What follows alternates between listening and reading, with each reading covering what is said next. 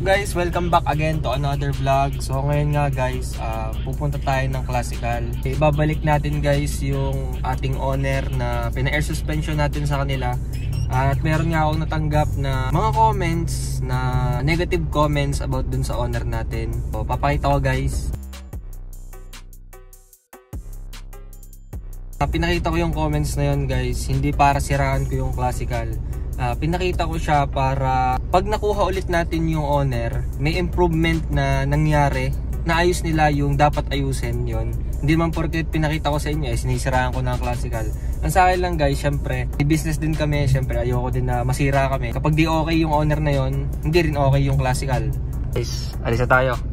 Guys, dito na nga kami sa Classical at iiwan na nga namin dito ang owner ulit. Yan, so hinihintay lang namin si Bossing.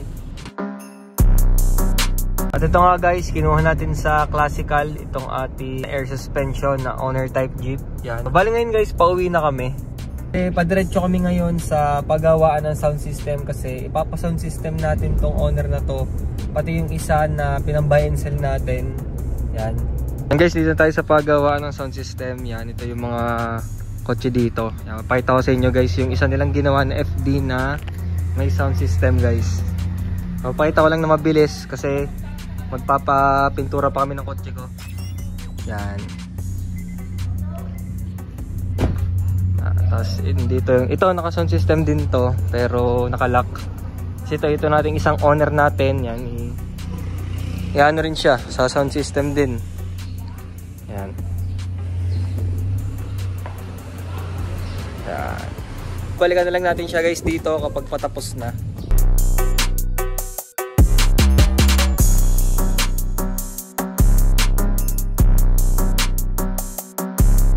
Ito nga pala yung ginagawa nila dito na FD. Ayan, may mga ilaw din to. Ito yung kanyang sound system guys.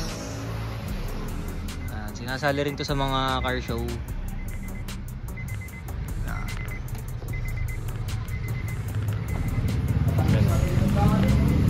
Diba? Astig. So ito yung sound system niya guys. Nagkakabit nga din pala sila guys ng underglow, yung mga ilaw. Tapos naka air sus din to guys, pero yung kanya mas mahal fitment. Yan. Shoutout sa Fitment Engineering. Napaka-pogi guys nitong FD na to. So ngayon nga guys, babalikan natin ang ating owner type Jeep sa paggawaan natin ng ating sound system.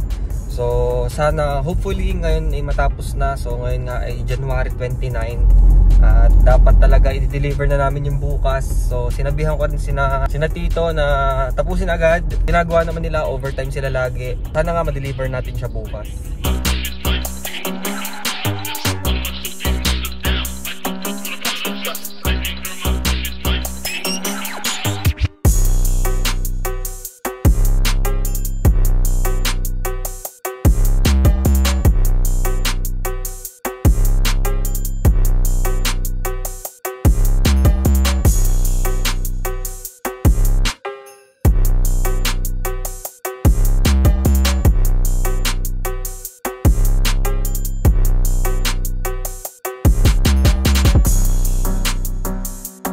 Yan, ito yung mga ginamit. Anong tawag din tita? Amplifier, 4 channel at saka mono. Amplifier. Ay ito. Tapos yan yung mga pang-boses. Anong tawag din eh? Twitter. Twitter, 4 na bit sana. Yan. Yung head unit. Oo. Ito lang, pakita mo yung touchscreen na 9 inches. Hindi yan bago eh. Yeah, ayos lang rin. Papakita lang naman.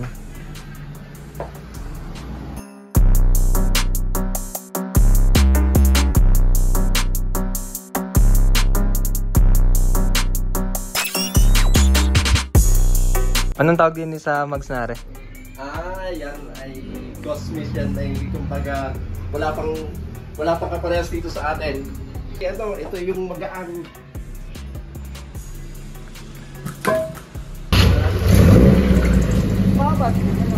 Oh. Hindi, mas maikli yung isa. Ay hindi, mas mababa pala yun. Ari, mas maikli. Testingin natin dito sa cellphone ni Daxe. Kasi yung ating sound system is the Bluetooth. Yan. Connect lang.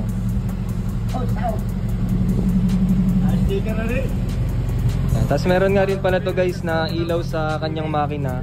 So ito yung remote. Tapos yung ating underglow, yung kanyang remote mismo is may app. So nasa cellphone ko. Okay, parang pwede mo siyang palitan ng iba't ibang kulay. So ang pinili ko nga dito puti muna para katulad dito puti din. Yan. So set up muna natin sa Bluetooth. Yan, madali lang naman dito mag-connect. Yan, naka-Bluetooth na pre. Patugtugin, sa bypass na lang. So guys, ilalabas na nga natin siya dito. Napakadami ditong nilalagay ng sound system. Ayan, oh. So kung gusto nyo magpa-sound system sa amin guys, yan, 65k. Yan guys, iuwi na natin siya. So yun nga yung kantang pinili ko para di tayo makapiright.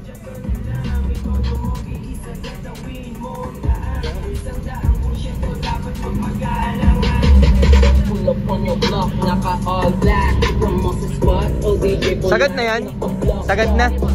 Hindi pa pala sagad yung kanyang volume. Doon na lang tayo sa may Caltex.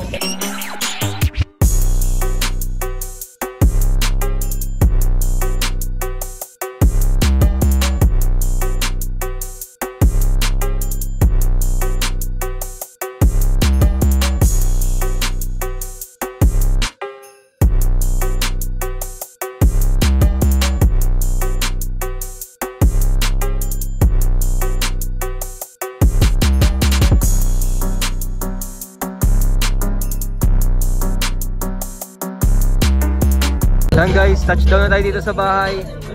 So doon siya ipapasok sa garahe natin. Lalabas mo natin yung Jimny.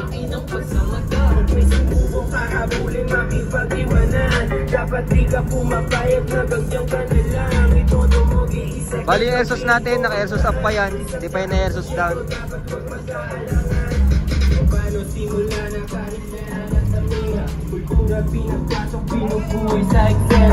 So ngayong umaga nga guys, papalitan natin siya ng mags. So naka 13s siya ngayon. So ibabalik natin yung kanya 15s.